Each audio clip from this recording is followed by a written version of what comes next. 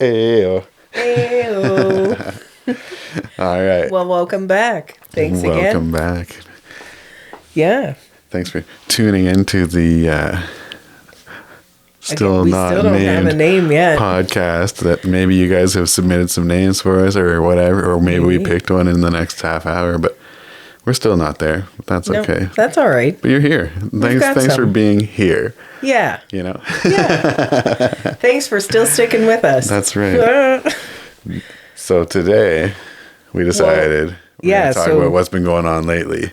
Well, it's kind of also like a continuation of the last episode talking about what we're into podcast-wise. Right. And I had disclosed in our last episode that I'm a total clips whore. So like Facebook mostly, rocking through reels and videos and things like that. And just getting totally 100% addicted to various videos, shows, whatever. And right now, funny enough, it's Dr. Phil. Nice. Like, I can't get enough. I totally 100% understand how, like, stay-at-home moms in the 90s got totally hooked on this guy. Like, before, I couldn't friggin' stand him. Like, I couldn't deal. But now, like, I watch it as, like, entertainment, and that's exactly what it is. Yeah. The guests, the topics, and it's just all over my Facebook watch. Like, all over.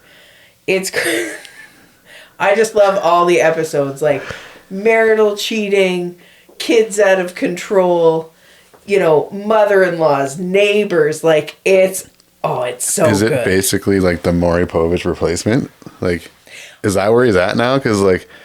So for Dr. Phil, for me, like, I watched Dr. Phil in the 90s because my mom watched Oprah, who introduced Dr. Phil. Yeah, he was like a little side piece, right? And then I remember when he was the side piece on Oprah. He gets his own show that followed Oprah. Yeah. So, like, if you're watching Oprah, you're watching fucking Dr. Phil. You know what I mean? So, like... Yeah, I was here for, like, super serious. Like, everyone believed that he was, like, a real doctor. And, like, he was, like, giving you these hard facts. Then he had his son come on. And they were teaching you all these lessons. And, like, his fucking wife sat front row every time with her big fuck-off hair. And, like...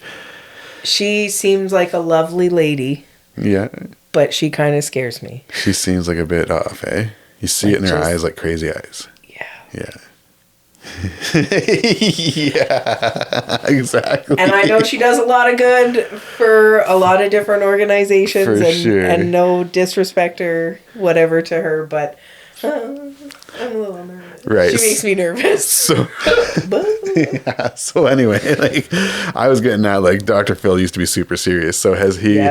changed? Like, I know that he brought us, thanks Dr. Phil for cash me aside, right? Yeah, like, how about that? That's his biggest fucking moment of all time. Well, and he was also on Joe Rogan, and Joe was like, so that girl, and he goes, oh God. Yeah. Like, here we go I had no idea it was going to be like that, and it wasn't even a thing, like, there wasn't even a big reaction in the audience when it happened. Right. So I had no idea that it was just going to blow up to this huge thing. That's awesome. Oh my God, so funny.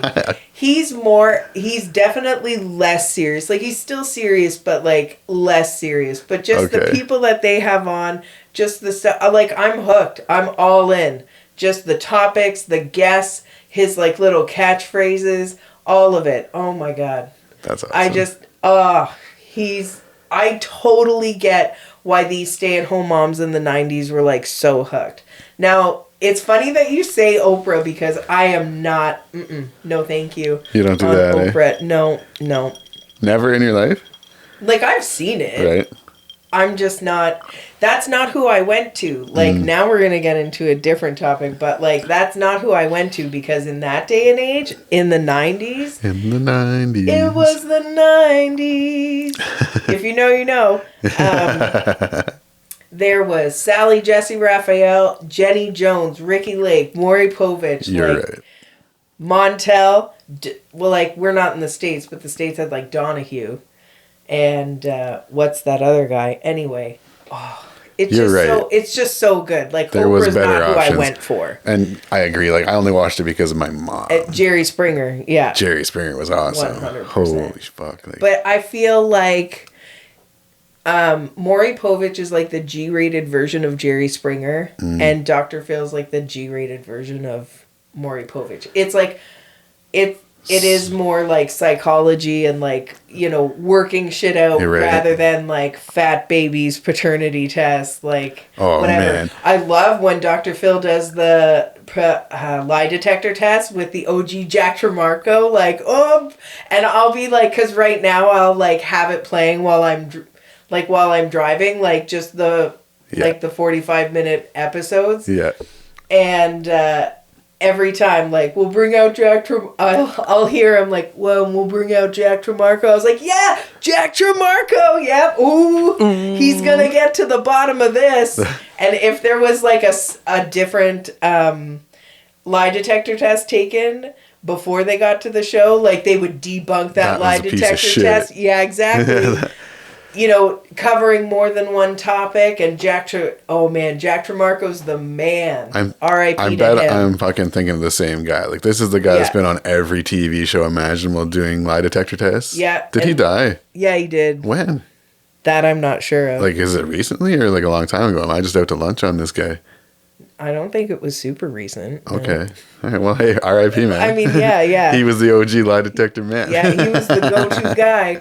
Oh shit, Jack Tremarco's coming in. So Dr. Phil's on the same path as Maury and Jerry. He's just chill about it. Yeah, his guests are nuts. He just doesn't encourage the WWE environment that Jerry Springer did. Yeah, you know, man. Steve. Yeah, Steve. Steve's show. Oh man, Jerry Springer. Oh my God. Speaking of, I feel like the wig coming off on Jerry Springer, like either the wig throwing, the wig snatching, the wig whatever. Fuck yeah, that was awesome. It's like Jerry the gloves Springer, off in hockey. What running off the stage when you are or are not the father is to Maury Povich. They just lose their shit. Yeah. Hands up, fucking. Oh man. Going through all the back hallways. Cameraman just fucking booking it, trying to keep up. And I loved Maury Povich even before he went like just paternity, like revenge shows, Man or Woman, Fat Babies. I was here for all of it. Right. I wanted to be a part of that studio audience so bad, but I was never in the Connecticut area.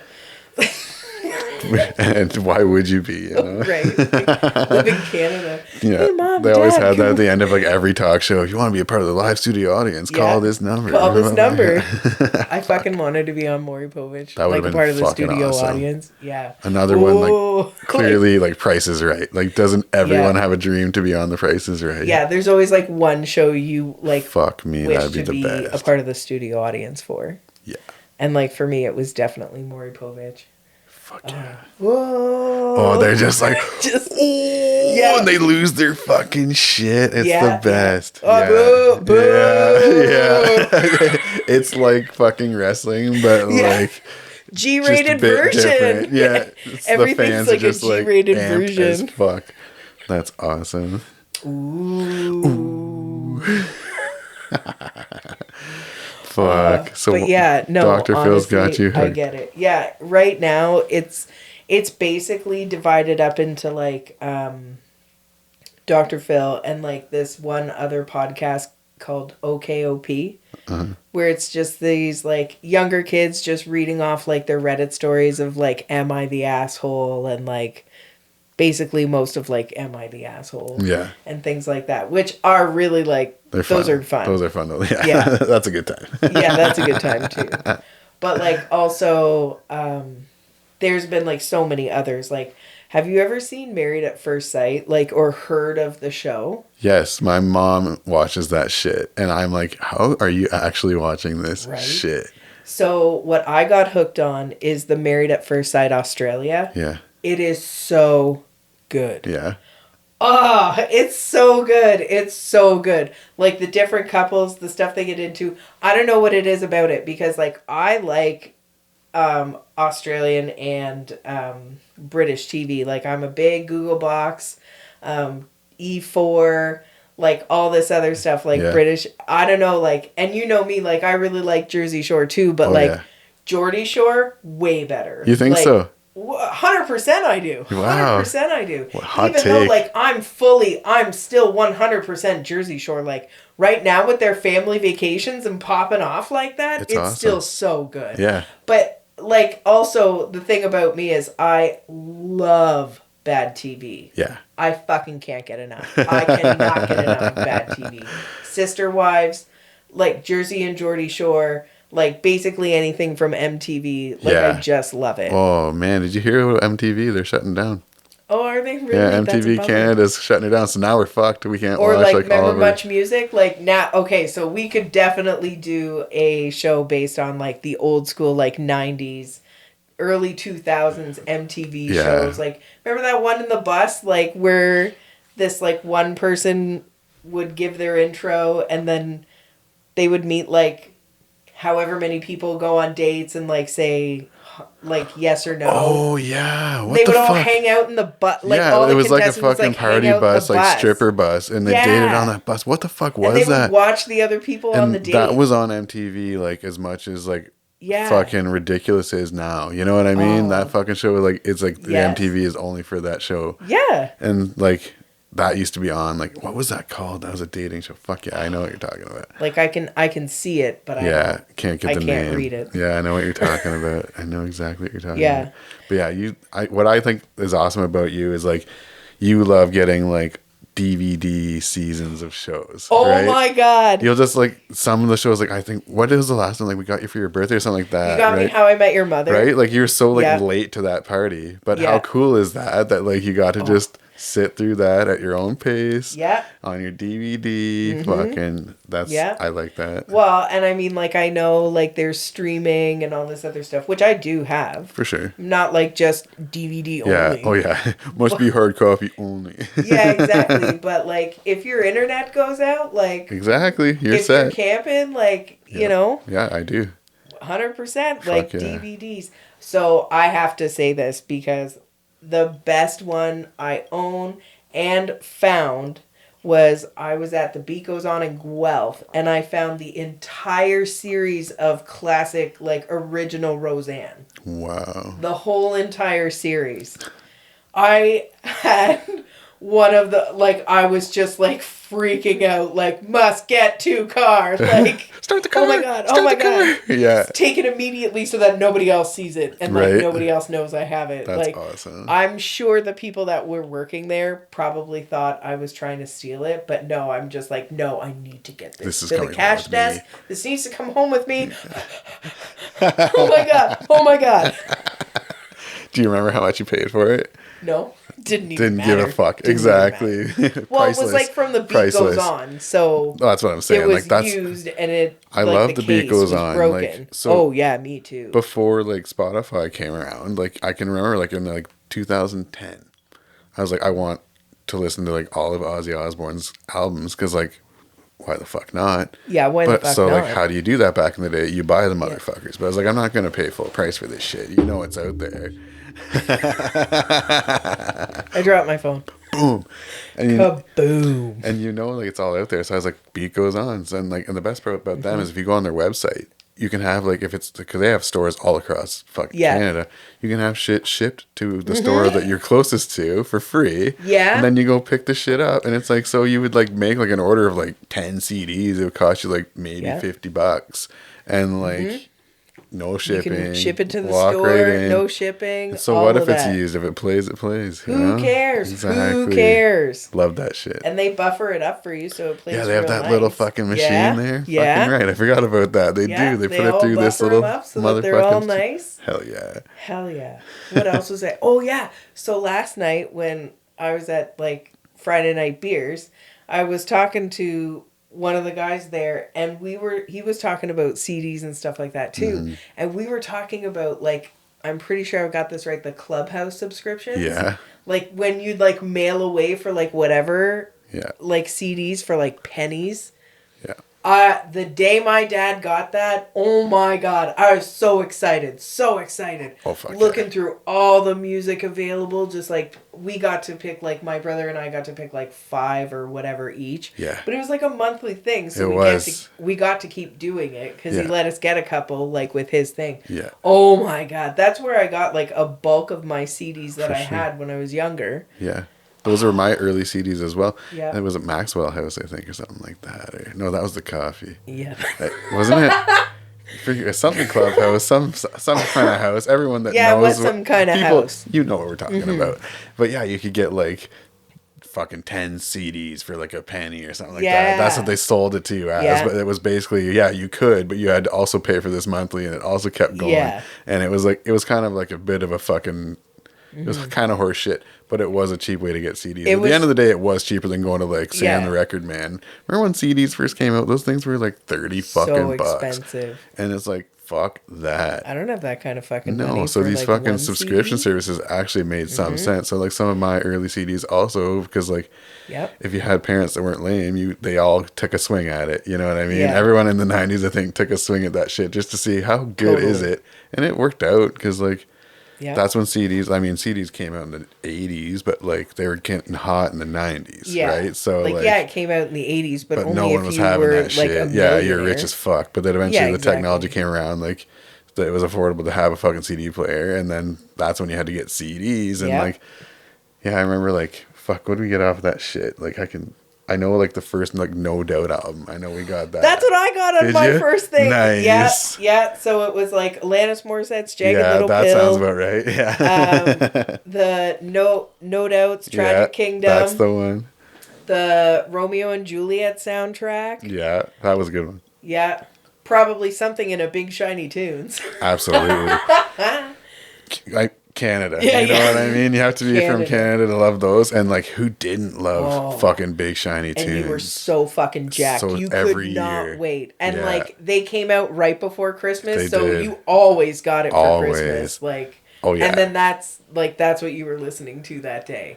It had all the hits. It did. It had all the fucking hits. So it's funny that we got here, because we were also talking about Big Shiny Tunes last night. Yeah. And like, I loved Big Shiny Tunes, but like up to a certain point. Like there's at least, I'd say from like 10 or so and above. Oh, we lost our way. Yeah. It became just a fucking cash cow, and they were we're just going to do it every year because you guys are buying it, and they took less pride in it. But the early ones, 10 and under for sure. Yep. Someone at Much Music, I believe it was Much Music to put those out. Yeah. It was like, listen, these are the jams of the year. We had to listen to this shit all year, and these are the ones we liked. So like, they would package them, because at the same time as Big Shiny Tunes, there was Much Dance.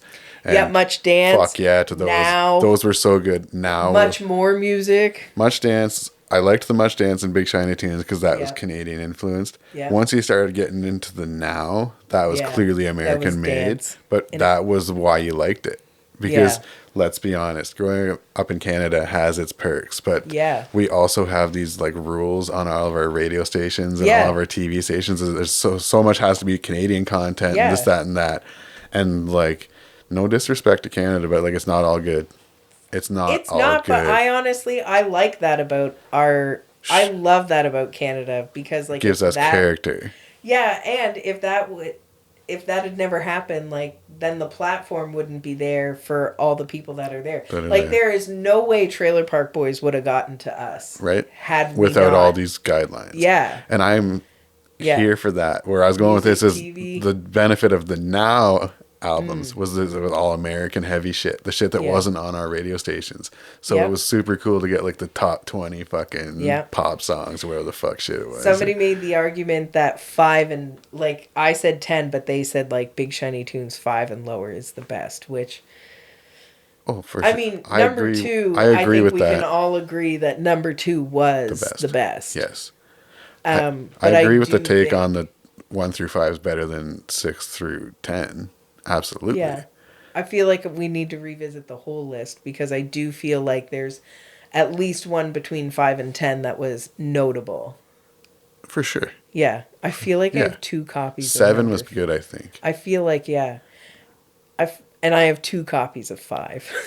Like, Canadian kids growing up. And I just got number 2 again, like at a thrift store for like $1.50. I'm like, they don't even know what they have. They're practically giving it away. You know what? Like, as much as we talk about the beat goes on, thrift stores. Yeah. They have so many CDs and they're so friggin' cheap. And it's so good. Yeah, like Big Shiny Tunes for like $1.50. Come on now. That's a steal. Like, that's a steal. Even if I will comb through. I will. Good for you. Even with my bad eyes that I'm not really admitting I need glasses for. Older. We are getting older. But yeah. CDs.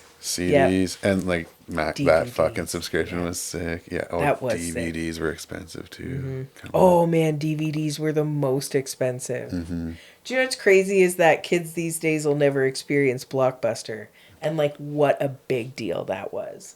Or like just a video, like, because we grew up in Elmira, so Laser Video. There's Laser Video and Elmira Video. Both great video stores. Yeah. Both great video stores. Like, shout out. But we're not going to, we won't bury them. Because we grew up with them. We relied on them. Yep. Fucking Elmira Video when I lived in Birdland. Yep. Was always there for me. He had video games you could rent. Like, they were trying their best to compete with what we had back in the day was in the city. You had to drive to the city to see Blockbuster or Jumbo Video. Like, Jumbo Video. So we had fucking Laser Video downtown Elmira, which I loved. OG, I'll say OG. I don't. It could have been one before that, but like from as long as I can remember, in the '80s, they were down on the main drag where the weed store is now. I was gonna say now it's a weed store, but like I loved that vibe. It used to have like plywood fucking walls, and they just had movie posters everywhere. And you could come in through the back. The back door. Right? And see, like, we lived on that side of town, so we would come up from the back. Exactly. I lived on Mill Street too, right? Yeah, so like, you'd go in through the back door, and then you'd like get your video and whatnot. Yeah, fucking classic. And fucking Steve, shout out to Steve that was working there at the time. Great. My mom thought he was awesome. She's like, you should marry that guy. He's just the best. That's awesome. Because he was hilarious. Like you'd walk in and it didn't matter who you were. He'd chat it up. He was really nice, like funny, like whatever. Nice guy, yeah. Yeah, oh yeah. And my mom always makes jokes like that. That's awesome. But yeah, like kids these days won't experience the Blockbuster experience. Where like, no, because we got to, that was a big deal for us. Yeah, because like we had like the local video store that had us. They were doing their best. You go to Blockbuster, they had one movie took up 3 shelves. They had hundreds of copies. They had like the guarantee they'd have it kind of shit. Yeah. Whereas in our town, like if you knew something was coming, like you go there at opening. Yeah. If you weren't on it, like now you're waiting until it comes back. And like for me, I'd be like, with the new movies, I'd be like, you know what? I'm fine to like wait a week until, you know, it's there. Yeah, it's not worth the stress. We had to go and you get to pick the orange tag off the fucking VHS case. Oh my God, remember that shit? I totally forgot about that. Yeah. The orange tag. And then you go to the fucking counter and they got all the clear cases behind the counter and they pull the one that you need and they fucking here you go. You just got the cassette. You didn't get shit. No. That was it. Cassette. That's it. In a clear case. Yeah, in a clear case. That was the shit. You had to go and see if they had the tag on the fucking box. Yeah. Be kind, rewind. Yeah. But like going to Blockbuster, I would remember going, like we would go there like me and Janine would go there after work because we like worked at East Sides and shit, and like we had to find entertainment because they were open late, and like you would just wander the fucking aisles. Yeah. Just like, how about this one? How about this one? And sometimes you'd walk out of there with 3 movies. Sometimes you'd leave there an hour later, no movie. Yeah. Like, have you ever done that? Not in a happy mood. Right? You walk out, fuck, there's nothing to watch. But there's like thousands of fucking movies. And like, screw you, I'm not really talking to you either. Like, we're fighting now. It's like scrolling on Netflix and not finding something. But on Netflix, you don't leave your house. Yeah.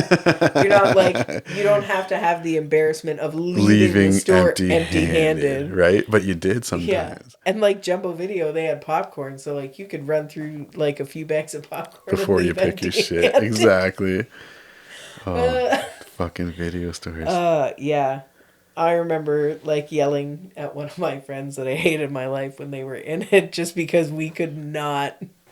I hate my life when you're in it.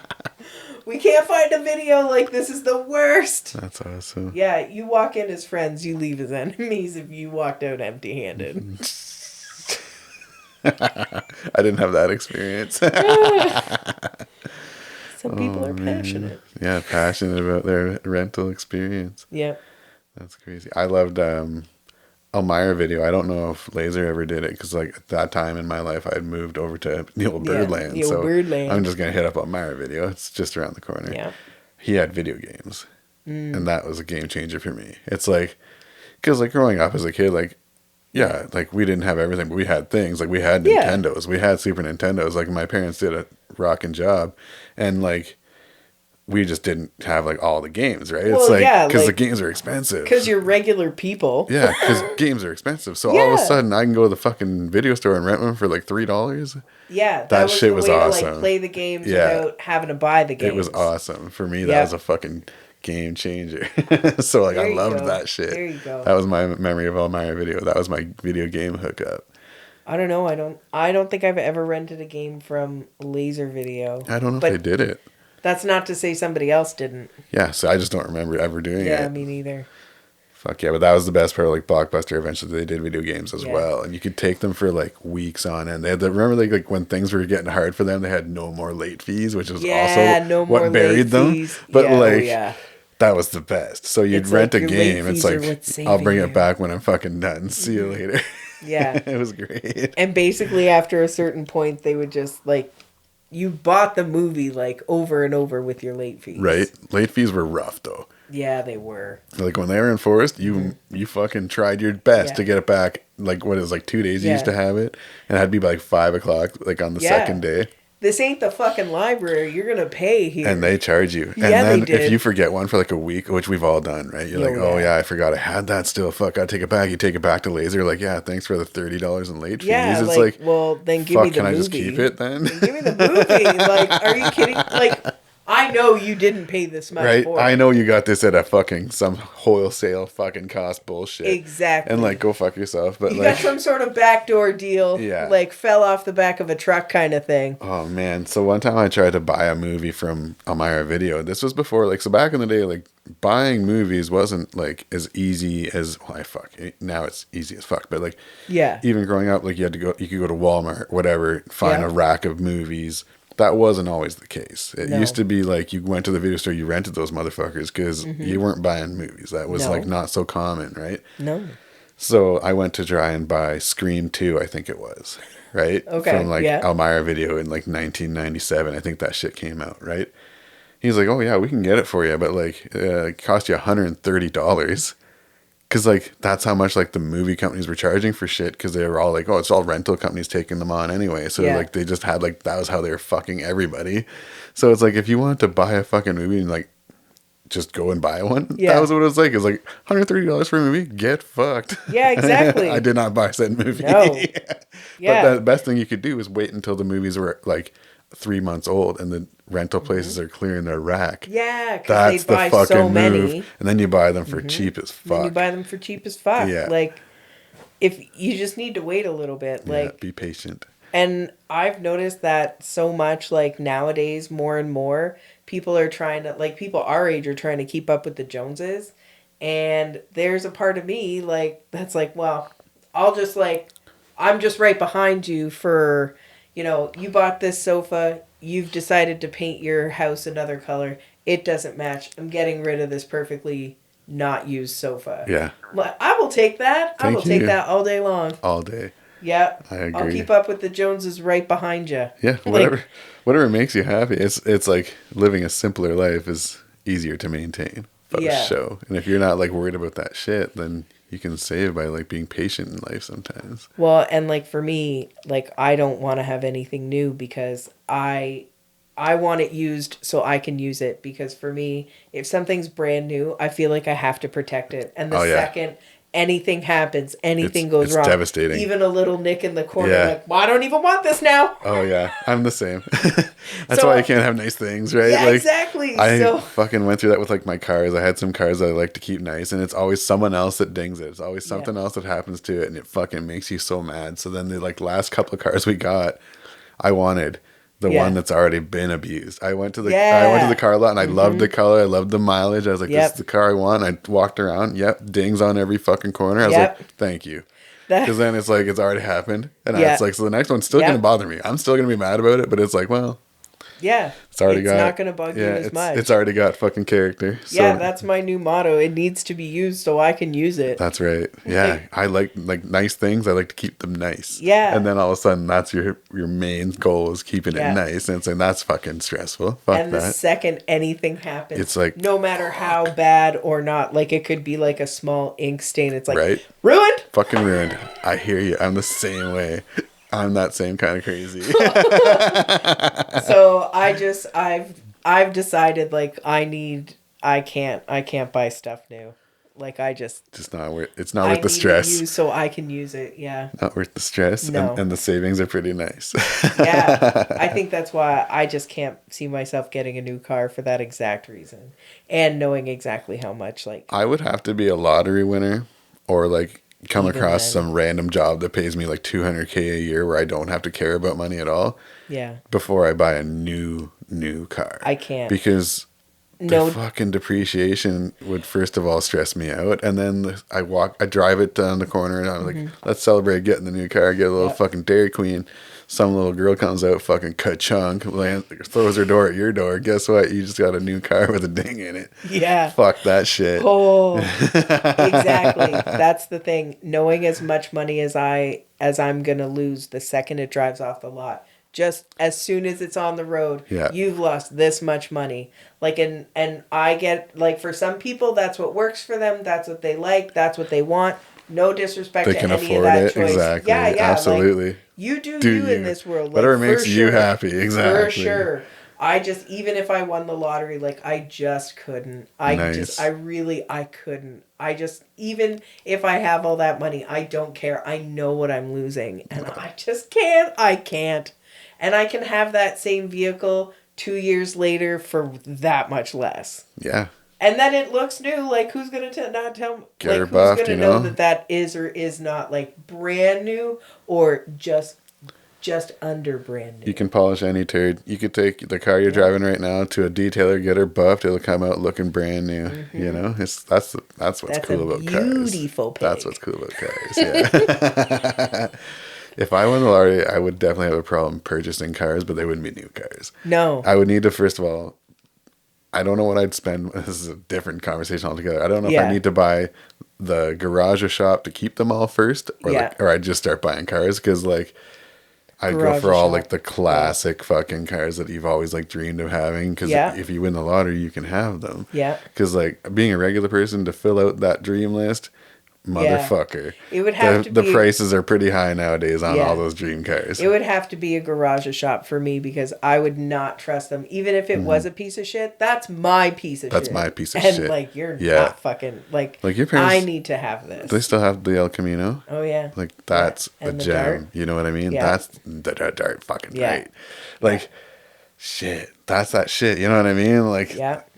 Those are dream cars. And that's cool they have them. And it's not a new car. You can't buy that. No, and I would still, even if I won the lottery, I would still buy a bunch of toys. But again, they would all be used because they need to be used so I can use them. Exactly. Yeah. Yeah. It's the Barrett Jackson's fun to watch and all, but it's that shit would stress me out because it's you just bought some brand new looking fucking 1969, whatever the fuck you're talking about. Yeah. Cool. But now you're going to be stressed out. Because now you own that, and now it's up to you to keep it that nice. Well, and that's what my parents say. They have the classic, but theirs isn't a trailer princess. It's a drive one. You drive it. I remember seeing them drive it around town all the time. Oh, heck yeah. Yeah. Santa and Mrs. Do they still? Yeah. Nice. Yeah. Well, they're put to sleep for the winter now, but yeah. Obviously. Yeah, and my mom keeps saying that soon, she wants me to drive the Dart soon. So that's pretty exciting. You've never? No, and I've never driven the El Camino because I don't know how to drive a stick. The Dart's auto? Yeah. And you've never? It's not mine. But your mom and dad never offered, eh? And I'm not pushing that. No. I fucking love that. I'm playing the slow game on that one. I love that. I'm playing the slow game. It's not mine. And also, I'm like, I'm kind of a bull in a china shop sometimes. Like, I'm a Murphy's Law person. You just don't want that stress. Oh my God. Oh, it'll be so cool when you finally do. Yeah. Oh, I'm so excited. Take my picture with it. You've driven stick. Didn't you drive stick on Rame's fucking, whose name we shall not say? Hopefully he gives us permission. I was going to say only because of permission, not because of like... I'm going to ask permission. Yeah. We're going to get clearance before this comes out. But yeah, your guy. Yeah. He used to have a stick car, and I think you dated him then. Yeah, he did. Did you not drive those? I thought he made you do it. Yeah, so actually on our first date, I said like I had never driven stick, and he's like, well, why don't we try it out? Hell yeah. And oh my God, it was so bad, man. It was so bad that like, so for me, I just couldn't get the clutch and gas finesse to go. That's the hard part. Like, I just couldn't get it. And like 3 times it went dum-dum. Yeah. And like, he had a nice car. Yeah. And I was like, I'm gonna wreck your car. Like, I don't think you understand like what's going on. Like, I'm freaking out. It really does feel like you're wrecking the car when you can't figure it out. Yeah. Yeah. And then the only other time was that time that we were at your other house. Yeah. And we were young, and like he just wanted to like stay in and watch the game, and I wanted to go out because it was Saturday night. Yeah. And he had pissed me off because I think he said that that we would do both, but like, and like, don't quote me on it. But like, we weren't doing anything, right. And I was just like not having it. Like, I think like I just wasn't having it, and I was so fucking angry. And my car was at his parents' house because he was living with them at the time. And you wanted to leave, and I wanted to leave, and I was so fucking mad that I was like, "Give me your keys! I'm driving to your parents' house. I'm getting my fucking car." Did you? Yeah, I did. And you got it to work? He gave me those keys. Oh yeah. He must have known how mad I was because he gave me the keys, knew. And I didn't drive stick. And I don't know how I did. I think it was sheer will and determination of being so fucking mad. And I got to his parents' house, like, and the lights at Northfield stayed green. Nice. And that was like the biggest key. saving grace. For sure. Yeah, once you're moving, it's easy. Yeah, Shifting gears is the easy part. And like, shifting gears is the easy part. It was the beginning. Starts, yeah. Yeah, so that light stayed green, and yeah, I think just sheer will and determination by absolute fucking fury. That's fucking awesome. And that's the only time. Well, yeah. Well, hopefully you get to, well, that'd be really cool to drive the El Camino someday. Yeah. Maybe they'll teach you on that thing, right? That's fucking sick, right? Yeah. And like, I just, I respect your parents for having kept that to themselves, because like they're probably just like you. They don't want their nice things wrecked, right? So like, the only way to keep this nice is that not letting them fuck it up. Well, yeah. And like, I don't want to be like one of those dick kids that like just think that whatever my parents have is yours. Mine. Yeah, exactly. Some people like, are it's like not. That. Yeah. Like I remember that's like their stuff. When we were in high school, like someone's dad had like a nice Corvette. Remember that? And they like ripped a burnout in front of the high school and then cranked it off the curb and fucked it right up. It's like exactly that shit. Yeah. You know? That's exactly why like you wouldn't do that. Like and back in the day you'd think like, oh man, those parents are like, they suck. They're so not cool. And like now as an adult, I'm like, no, I'm not fucking giving you my car. Like roles reverse, that's exactly how I'd be. I'm not giving you my fucking car just so that you can be a dipshit and wreck it. Exactly. And show off with my money and like what I have, not what you have. Yeah, exactly. You can take the Toyota and the Corolla's all you. Buy your own fancy car. Oh, it's so true. Like looking back on it, like as a teenager, like you thought you had it all figured out, right? But like you really didn't. And, like the stupid shit you did and the stupid things, like you're just gonna do stupid things. Yeah. So as a parent, you just need to know that you can't give these kids access to things to fuck up, because they're gonna fuck up. That's just the way it works. And like I always say to like all the kids now that I can, all you kids out there, if there's any, like, you can't be old and wise if you're not young and stupid, but like keep your head above like water. Like get smart with it. Don't be stupid. Don't put yourself in bullshit, stupid situations. Yeah. Like don't allow certain opportunities to present themselves. Like keep sharp, but like also have fun. Yeah. get out there. Yeah. Experience the world, but Absolutely. have your wits about you. Yeah. Don't trust anybody. Don't be stupid. Don't be stupid. Don't trust anybody. It sounds so vague, but it's like, it's so easy. Like, you can go anywhere in the world and you can have a good time as long as you use your brain, you know? Yeah, like, exactly. Is this dangerous? Don't do that. Yeah. Could something go wrong? Don't do that. Yeah. Like, just, Well, this common doesn't seem sense. like a good decision. Yeah, it's because it's not. Yeah, exactly. Yeah. That gut instinct, like, from someone who's lived a bit, that's the one. And not just because, like, this is stupid, but, like, if this seems dangerous, like, then don't do it. Like, just, Oh, yeah. Unless that's something you're absolutely passionate about and that's on bucket list thing for you. Yeah. That's your choice. You know what I mean? And, like, you're talking about it as a dude, and I'm talking about it as a female. Yeah. Like, I feel like we're also saying different things when we say it, too, even though we're saying the same thing. Yeah. Well, I'm about living. We were talking about this earlier, not on the pod, but, like, how long we want to live and, like, all that. And it's just, like, you got to live. This is your one chance. This is your life. There's no redos. There's no nothing. So, like, it's like Eminem. all those things. Yeah, exactly. You only get one shot. If you got a bucket list, you start cranking it out because you don't know how long you've got. And if that's what's going to keep you happy, you should do that. Because, like, it would be the worst to be on the, like, deathbed thinking, man, I wish I did that. Because there's no rewind button. You can't do it. So get out there, live. And if it's dangerous, know the risks. Know that you could be shortening your lifespan. Yeah, for sure. But, like, if that's what makes you happy and you're not hurting anyone else, fucking going nuts. Or, like, but make educated choices. Yeah. Know the risks of the things you're doing, like young boys, young girls, like if you think it's dangerous or you shouldn't do it, don't do it. Probably shouldn't. This here we are giving like life advice. Like anybody to be doing this circles back to Dr. Phil. Here we are, Dr. Phil. Yeah. Oh yeah. You need to read my book. Cash me outside. How about that? Yeah. How about that? Dana, we gotta cut this one off. Yeah, this is episode 3. is good. This is good. It's a hot episode. Good full circle. Hot episode, yeah. It full was. circle. We went full circle. We started with Dr. Phil. We came back to Dr. Phil. This is only our third one, but I think this is our best one for sure. For sure. So in the future, when they're debating, like, was like their podcast great from 1 to 5, 1 through 10, like the Big Shiny Tunes argument? Yeah.